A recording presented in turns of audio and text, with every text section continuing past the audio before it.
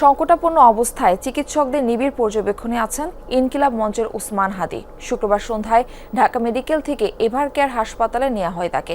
পরে ইনকিলাব মঞ্চসহ বিভিন্ন রাজনৈতিক দলের নেতাকর্মীরা ভিড় করেন হাসপাতালের সামনে। দোষীদের আইনের আওতায় আনতে ইনকিলাব মঞ্চের পক্ষ থেকে দেয়া হয় 24 ঘন্টার আলটিমেটাম। আজ দুপুর 12টায় শাহবাগে হবে গণপ্রতিরোধ সমাবেশ।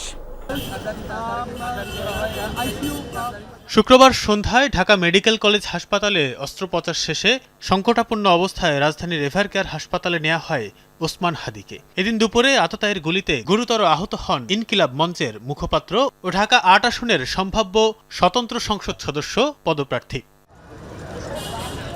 এভার কেয়ারে হাদিকে দেখতে যান সরকারের ৩ উপদেষ্টা সহ বেশ কয়েকটি রাজনৈতিক দলের নেতারা। ইনকিলাব মঞ্চের নেতাকর্মীরাও উপস্থিত ছিলেন সেখানে। হাদির ভাইয়ের সাথে টেলিফোনে কথা বলেন প্রধান উপদেষ্টা। আশ্বাস দেন চিকিৎসায় সব রকম সহায়তার, প্রয়োজনে নেওয়া হবে বিদেশেও। হাসপাতালে হাদির খোঁজ নেন বিএনপির ভারপ্রাপ্ত চেয়ারম্যান তারেক রহমানের স্ত্রী ডাক্তার জুবাইদা রহমান। রাতে এভার কেয়ার হাসপাতালে হাদিকে দেখতে যান বিএনপি মহাসচিব মির্জা ফখরুল ইসলাম আলমগীর। বিভিন্ন রাজনৈতিক দলের নেতারা ঘটনার সাথে জড়িতদের আইনের আওতায় এনে দৃষ্টান্তমূলক শাস্তির দাবি জানান। একই সাথে শেখ হাসিনা ও আওয়ামী লীগ প্রশ্নে জুলাইয়ের সকল শক্তিকে ঐক্যবদ্ধ হওয়ার আহ্বান তাদের কণ্ঠে। কে এর পেছনে আছে, কে নির্দেশদাতা, এটা যাতে সরকার দ্রুততম সময়ে এটা সর্বসম্মুখে প্রকাশ করে বিচার নিশ্চিত করে, এটা করতেই হবে।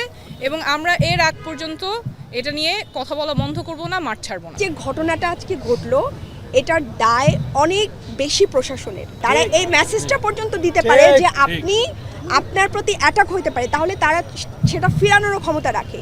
জামাত, বিএনপি সহ বাংলাদেশে যারা ফ্যাসিবাদ বিরোধী আন্দোলন করেছে, জুলাইয়ের যত পক্ষের শক্তি আছে, সবাইকে আজকে আমাদেরকে ঐক্যবদ্ধ হতে হবে হাসিনার প্রশ্নে, এবং এই যারা ফ্যাসিবাদ কায়েম করেছে তাদের বিচারের প্রশ্নে আমাদের সবাইকে এক হইতে হবে।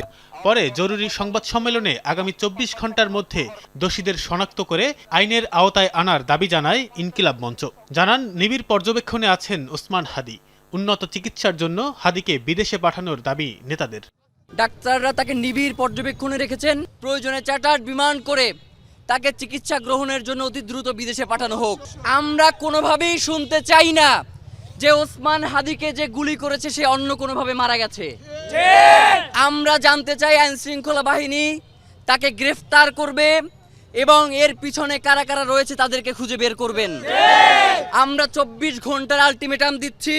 আমি এবং জাবের ভাই ছাড়া ইনকিলাব মঞ্চের হয়ে অন্য কারো কথা ইনকিলাব মঞ্চের স্টেটমেন্ট হিসেবে প্রচার করবেন না। এবং আমরা এখনো পর্যন্ত জানি না যেটা কে করেছে, আমরা কাউকেই সন্দেহের বাইরে রাখছি না। শনিবার দুপুরে শাহবাগে কর্মসূচির ঘোষণা দিয়ে গুজবে কান না দেওয়ার অনুরোধ ইনকিলাব মঞ্চের নেতাদের। দুপুর 12টায় শাহবাগে ইনকিলাব মঞ্চের গণপ্রতিরোধ সমাবেশ।